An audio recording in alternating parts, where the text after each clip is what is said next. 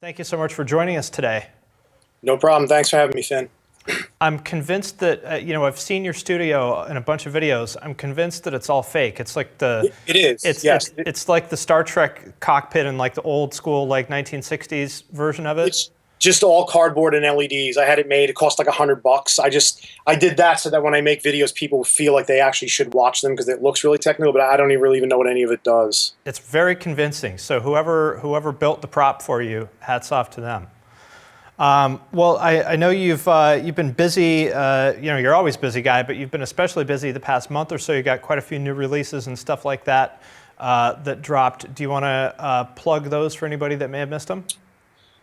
Yeah, there's even more since you've probably, in fact, a lot of this hasn't even been announced. There's more that's even happening right now. But my chapter 3 for my new album, End of an Empire, has been out. Chapter 4 is coming out soon, so I've been working pretty hard on those. Black Star, which is my novel, a full sci-fi novel based on my last album, Wish Upon a Black Star, is almost wrapped, complete with a full score. I did a full score for a book, which is kind of a strange concept, but I did it, and it works for me. So that's coming out probably within the next month. I'm also working on my next producer pack called Sonics, S-O-N-I-X. The first one is already out. The second one is not only going to be samples that I've created on all this gear, but it's also going to be an instrument. So it's a contact-based instrument that will be able to mash, mangle, and create extreme varieties of new samples based on the ones that I'm already loading into the instrument. And then within the last few weeks, I've picked up, I'm working on the scores for 2 major motion pictures that I can't talk about. I can't tell you what they are yet, but I'm working on additional score and sound design for that kind of stuff. As well as I'm in talks to score a potential video game coming up here at the end of this year. I'm scoring a full film called The Dunes starting in August.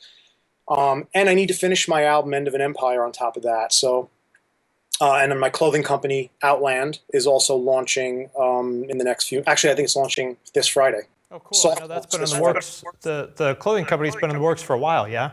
It has been, yes. So it's about time. We're going to just do a soft launch to get it started and then do a bigger launch later this year. Cool. Well, so I've got a few things on my plate. Keep me busy. It keeps me from sleeping, which is good because who wants to sleep, you know? Waste of time. Right. Cool. Well, we got lots of questions, so let me just jump into those. Sure. Again, if you want to ask your own question, the question widget is on the right of this page. You type "We Ask." Will you be touring live anytime soon? And how do you get your musical ideas? They all sound so different. What stops you from getting stuck on one tone? So I guess you've been producing music for a long time. It's easy to kind of run out of ideas. How do you keep things fresh and keep coming up with new stuff? Well, the answer to that is just having a vivid imagination. As a kid, I was a loner. Didn't really have a lot of friends, and I created worlds in my own mind. I mean, I had to. I created my own friends, and I guess that transferred over into adulthood where I can create my own environments and I hear scores to imaginary movies that I make up in my head. And so creatively, I just feel like I'm never really in danger of running out of ideas because I'm the type of person that I'm never really satisfied with doing one thing. I'm not a template guy. I don't open up Cubase and it has this preset collection of kick drums and bass sounds and I just crank out a track in a day. I open up Cubase and it's completely blank and I start from scratch. So I'm always challenged by what sound design do I want to bring into a track, and that will influence a song. May head it in a direction that I wasn't even anticipating in going. I'm influenced by a lot of different musical styles, so I'm always in search of new production methods and how to kind of attain those different styles of production that I hear in my head, which keeps me pumping out fresh ideas. At least they are to me. As far as touring, and touring anytime soon, the answer is simply, I hope not, because I hate touring. So I have no plans to right now. I have a lot of, if you guys were here a few minutes ago at the beginning of the stream, was talking about a few things I'm working on right now, and that's keeping me busy in the studio for hopefully the next year. It makes me happy to hear that you say you hate touring, because I hate it too, but just out of curiosity, what makes you say that? Oh, it's interesting because most people get really upset when I say that I hate touring. I've never had anybody say, oh, I commiserate. I hate touring. I hate touring for so many reasons. The only part I like about touring is being up in front of the people, connecting with them, giving them an experience. Much like everything else I do, I'm not a fan of half-assing anything I do. So even when I tour, even if I don't enjoy it, that's not projecting from the stage, and I'm not giving people any less of a performance. I'm giving them, I want people to spend whatever money they're spending to come see me and feel like they got something way more than they were even expecting. So you never get from my live show, you don't get me just playing back my CDs. It's a complete reimagination. It's very visually oriented, but there's a lot of work involved. It's pretty grueling, and I mean, look at this. I love being here, so when I'm on the road, I'm not here. And it's much harder for me to create on the road. You get into a weird headspace. It's hard to kind of like connect with real life. I become removed from my real life, and I feel disconnected, and I just don't like the feeling. So I really just prefer being in my environment, making my own schedule, making my own rules, which is pretty grueling, but I love it. So I'd rather be here making music for the rest of the world than touring just in one city for one night, little by little. Yeah. That's in a nutshell. Cool. Another question, how can one learn to create the exact synth sound one hears in your head? So you have this idea in your head for a sound, how do you make it real? You don't. You almost never ever do. The great thing is that I'll hear something in my head, and I will often pick up my phone and make the sound in my phone so I can remember what I was thinking. Then I'll go try to drum it up over here with this modular system, or I'll go in the box with some plugins and try to dig for that sound. And what you end up coming up with is not exactly what you were trying to do, but oftentimes something that may even be more interesting than what you were originally going for. Or you come across a sound or stumble across a sound that changes the direction of what you thought you were trying to go for in the beginning, and it will change the course of a song. So I think really for me, the sounds I hear in my head are flag posts. For instance, a song coming up on the new chapter of End of an Empire. I wrote 2 words in Evernote, and one was doom metal, and the other one was trip hop, which don't seem like they could possibly go together. And those are my only 2 flag posts for this song. And when all was said and done, I ended up with a doom metal trip hop song, which I don't know how that works, but that's the way I've always made my music. I just make it work. So a lot of times I'll have a general idea of what I'm going for. Other times it's more specific, but you don't always end up getting the exact sound you want, which you just end up working it until it ends up becoming maybe even cooler than that which you were originally intending on producing. Well, kind of a follow-up question on that, which is, how do you balance sound design time with arrangement and writing time, and how do you know when a sound from your modular synth is ready to print? Well, you never know, ever, when a sound is ready to print. You just kind of, you have to just print it at some point.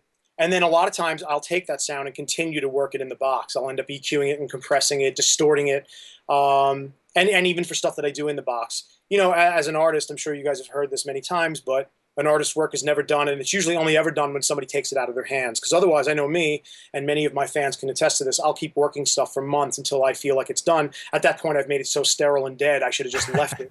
Should have left it alone months ago.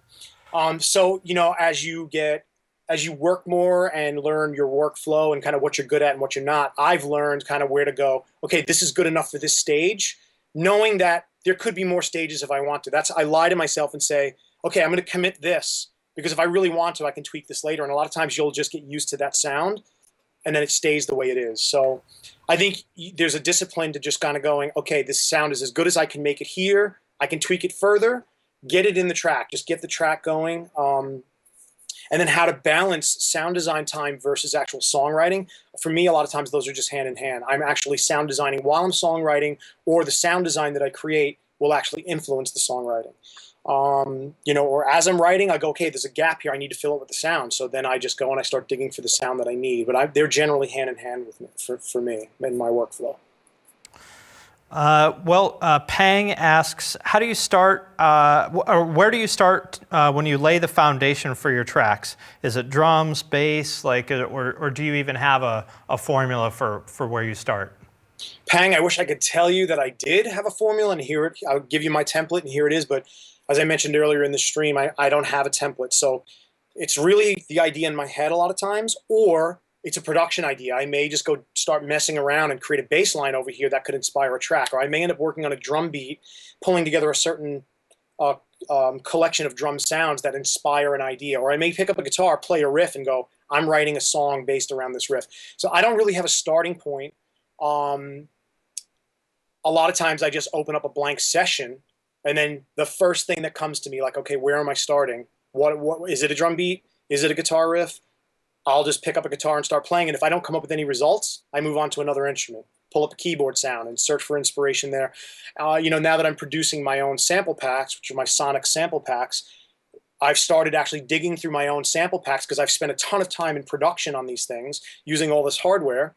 And I use them sometimes as a starting point to even get me just kicked off on an idea. So I'll drop a few 10, 15 loops in, bass loops, synth loops, get them going. And then what I'll end up doing is eventually replacing them or mangling them so far they don't even sound like what they originally started as. But that gives me a kickoff point to start a song. Well, speaking of synths, we got a few questions about kind of the analog versus digital side of things. I'm sure you have a lot to say about that.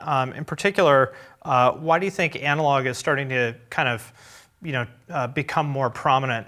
Really, in just past couple years, I feel like it's really started to gain a lot of steam. Why do you think that is? And for someone who doesn't have the ability to purchase all the gear that you have, what would you tell them on the analog versus digital side of things if they're at home starting out?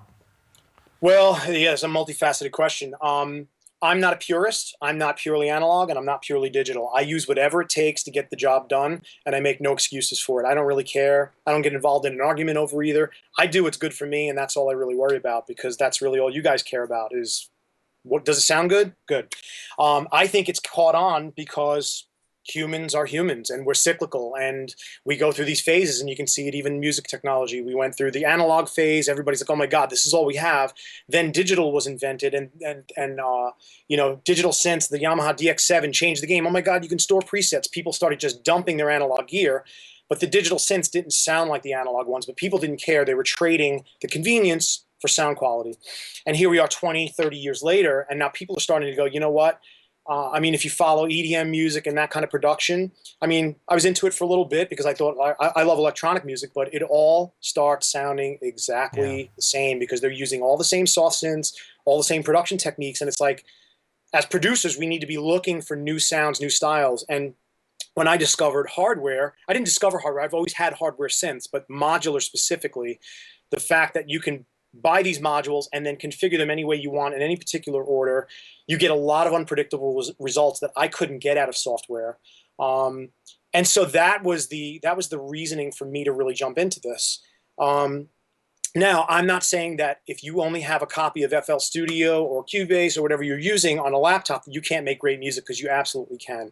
And the good news is, companies like Roland and Korg are jumping into the analog game now, and because they're such big companies, they're able to make affordable analog stuff. I've got these Korg Volcas up there that are, I think, about $100 each, or maybe even less, and they're analog. They have analog filters in them based off the original Korg MS-20 and MS-10 filters. They sound excellent, and they're relatively cheap. Roland just announced a whole series of modular synths that actually are standalone, so you don't even need to buy a whole rack. You can, and here's the thing, like if I was a digital guy only and wanted to start somewhere, I could pick up an analog filter and run my digital synths through an analog filter, and that will instantly give your digital synths a character and a sound that you wouldn't even be able to really recreate it within the box. So you can start really small. You don't need a rig like this to use analog synths. Because they're booming and everyone's getting into them, the amount of synths that are coming out it's actually a little bit overwhelming, but that also means you can find almost anything you want, and it's pretty affordable. Well, switching gears a little bit to the business side of things, what advice would you give for somebody who wants to work for a record label / merch company such as Fixed? What kind of experience or background would you look for if you were to bring someone on? Well, ironically, we're looking for people right now. Looking to replace an A&R person. We're looking for someone to deal with content management and oversee the warehouse that I have in Iowa, which is where we ship all our merchandise from. So really, if you're asking specifically about Fixed, it really comes down to what do we need. On the other side of that, though, a number of people in my company, and I think I'm at about 16 or 17 full-time employees deep in the company in Fixed, and that doesn't include the artists that are signed to the labels. These are just full-time employees. Some of these people who have come along, including my first employee ever, who is James Rhodes, basically they kicked my door down. They basically knocked on the door and said, hey, let me do something for you. I'm like, no, no thanks. I got it under control. If I give you something, you could screw it up and that's going to make me look bad. I've worked too hard. And they keep knocking and then the doors open and you go, wow, this has totally changed my life because they're killing this job. They're doing a great job, way better than I could. So over the years, some of the people who have come into their own and into roles within Fixed have been people that have kind of just really knocked on the door and said, hey, I have these skills. Can you use these? I'm willing to even intern just to show you what I can do. And that's how they've kind of gotten in the door. Now that we're a much larger company, it's like we do have some specific roles that need to be filled. But, you know, this is like our prerequisites a lot of times aren't like, oh, you need a college degree. I don't have a college degree. I was going to school to be a doctor. I was in college to be a doctor and realized I didn't like people enough to want to be a doctor. So I dropped out of that, went into music as my major for 1 semester. And during that semester, I got my first record deal. And I was like, because I realized I don't want to play Beethoven. I don't want to play Bach. I hear things in my head. I want to figure out what those are. So I got a record deal and that was my excuse to leave. So I don't say, okay, you have to have a college degree to do this particular thing, but you know, some experience. And I am about relationships. So for me and my company, if we're gelling on a human level, on a personal level, that's one of the most important things. Everyone here has to get along, and I'm not into drama, and we're too small of a company to be like, you know, a major label where you can just get away with kind of half-assing your job and there's just interpersonal dramas going on. There's no time for that. We're a small team, so we all have the mentality at Fixed. It's us against the world. We play a style of music that is, we're one of the only labels that has that sound, and it's fairly niche, but we do it best. And so it is in a lot of ways, us against the world, because not a lot of other labels or other people understand the music or are trying to do that. So we're always constantly moving forward and finding ways to expose our sound to the rest of the world. Gamers love this sound, and we are looking for ways to get it into gamers' hands and being like, we're on Twitch. We stream our music 24/7 live on Twitch. You can use it in your Twitch streams even if you want to. So we're just looking for opportunities like that, and it's really more about morale, team effort, personality, and then skills and skill sets. Cool. Well, question about mixing. I know this is a really broad question, but I think you'll probably have a good answer for it. How does one learn how to produce audio on such a high level with such dense mixes that you have? Spend 20 years or more. So if someone's looking for a magic bullet, one specific trick, is there one? There is none. I have, and much to my dismay, you can right now go out and dig out my first albums and hear how terrible those albums sound, because I was hearing things in my head. I was listening to albums by bands that were spending $1 million in a studio, but I didn't understand that I couldn't reproduce that with my 4-track and my 2 megabyte mono sampler. In my mind, why can't I do that? If they can do it and make it sound like this. So I got a lot out of a little bit of gear, but those early albums sound terrible because I didn't know what I was doing. There was no YouTube, couldn't watch any tutorials. I didn't know anybody else who produced music, so I couldn't learn. So I made my albums through trial and error. So over years and years of making bad music, I started learning, oh, you can't take the biggest kick drum sample you found and put it with the biggest bass sample you found and think you're going to get something that's twice as big. What happens is it gets small because you've got two huge things competing for the same space. I didn't understand this until I started realizing through my own productions, like, why isn't this working? So you guys have a distinct advantage where, look at, like, I'm in Detroit right now talking to you from the studio and giving you tips on stuff that when I was on the other, if I were on the other side of the camera when I first started producing, I would have been in tears with joy hearing somebody talk about how to produce music, because I didn't have that. So the main thing for you to do is to jump in, start doing it, know that you're going to make some bad music, but it doesn't matter. That's how you learn how to make good music, is by doing something and going, okay, this is the wrong way to do it. And then you also have now tutorials. There's guys like Seamless R, who is signed to Fixed. He's on the label. He does a bunch of FL Studio tutorials. Man, you want to make really cool bass design? Go watch some of his tutorials. They're up there for free. And he's done a CreativeLive class and everything. You guys can even see it on the CreativeLive site. So you can learn from so many sources, plus the fact that the gear you have in a little laptop is 100 times more powerful than the few pieces of hardware that I started on. So you are way ahead of the curve over where I started from. Jump in and do it. Can you maybe go into a little bit more detail on that last point? Because I know you're a gearhead, you have a lot of really nice gear. People might think that in order to do something good, they have to have gear that's as nice as what you have. Can you talk about how the most important part is your ears and your brain and your taste and how much work you put in? Absolutely. And you summed it up. It comes down to your ear. If you can listen to other people's music and pick things out, then you can also have that same ability in your own music. You may not know necessarily how to get there, but you'll recognize it when you hear it. And that's one of the most important keys, that you can't really train somebody. So trust your ear. Listen to a lot of music. Listen for those elements that you want in your own sound.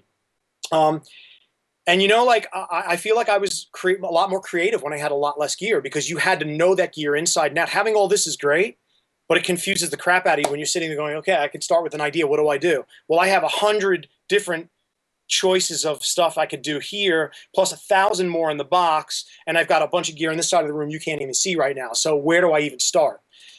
You start with something simple. Learn your gear, get into it, use your ears, and that's how you will produce music. Sometimes you're better off limiting yourself to a smaller subset of things and not worried about looking at other people's gear and being like, oh, if I only had that. No, it's not true. Because if I had all this gear when I made my first albums, I don't think anything would have been any better, because I didn't know what to do with it.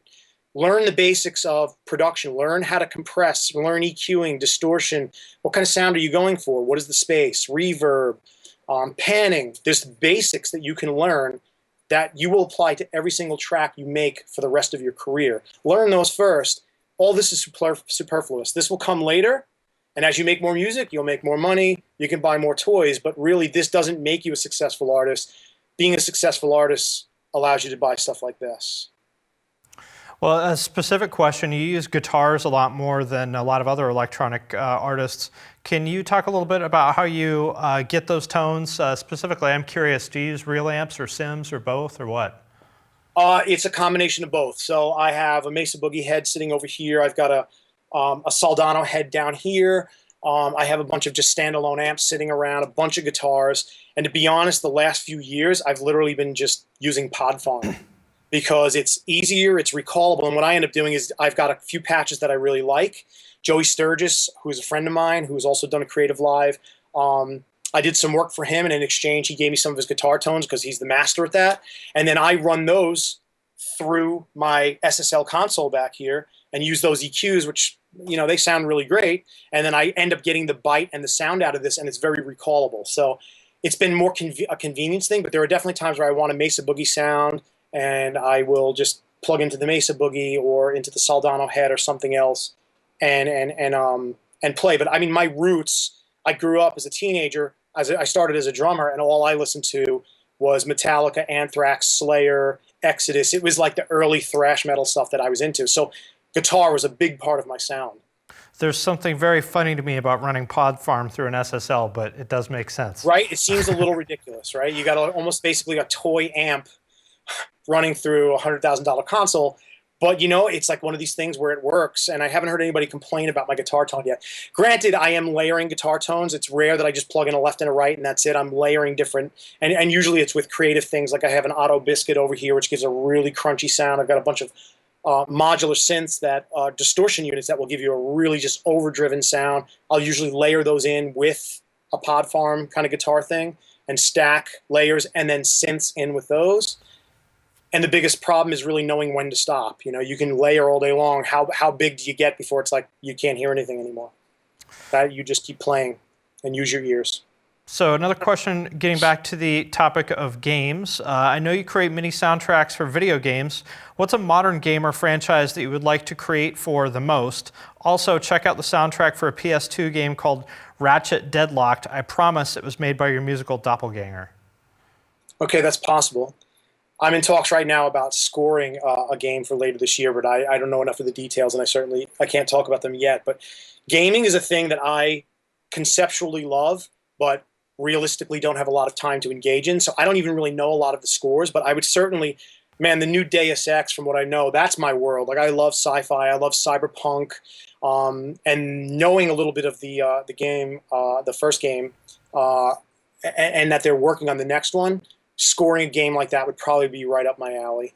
And I'm sure there are other ones. I'm sure, you know, something in the Halo universe or the Destiny, you know, the Bungie stuff, like anything like that.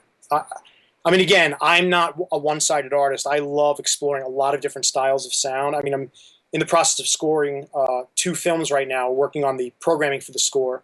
And, you know, these will be big motion picture releases. And I'm doing things that I don't really do often in my own music because they require something different than what I normally do, but they're completely within my capabilities. I just never really have the excuse to do it. So it's a lot of fun for me because I don't have to worry about writing a song. I'm just worrying about sound design. So it's actually really cool to do that.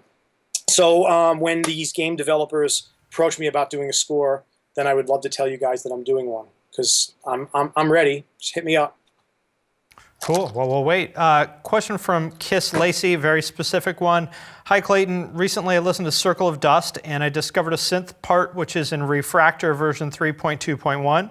It was familiar, so I searched up and found out the synth is reused in the Switchback live remix, even after you trashed that synth from Refractor. As you said, plenty of times you'd never go back to any of your music, and still, so the question is, whose idea was it to use that in the remix?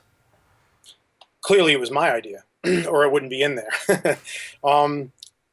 It's congratulations on doing that much homework and listening that well, because there haven't been too many people that ever even noticed that I referred to a synth line that was like 15 years old in my newest touring version of Celldweller. Ironically, and I'm probably going to, I don't know if I'll regret it, but today, actually, I filmed in here. I just signed paperwork. I don't know if I should say it. Let's just say that my old catalog may make a reappearance, and it will be endorsed specifically by me because I will actually own it. So 25 years in the making, and you may see some of my old catalog show back up. But I won't make any promises or talk any further about it until I have something more specific to say. But good ears, good ears. I always like those really, really, really specific questions where you can tell it's some maniac that was doing their homework. Man, I love that listening. stuff. Yeah. It's amazing. I mean, I sit here and I know the albums that I made and how bad they sounded, like I said, and it still amazes me that I have a career. Like, what were people hearing and thinking they were hearing something good? When I hear it, oh my God, it sounds awful. Because now I know how I could have fixed those mistakes, but back then I didn't. So I'm grateful for the fact that I even have a career. Yeah, I love that stuff. Humbled and grateful. Question about your sample pack.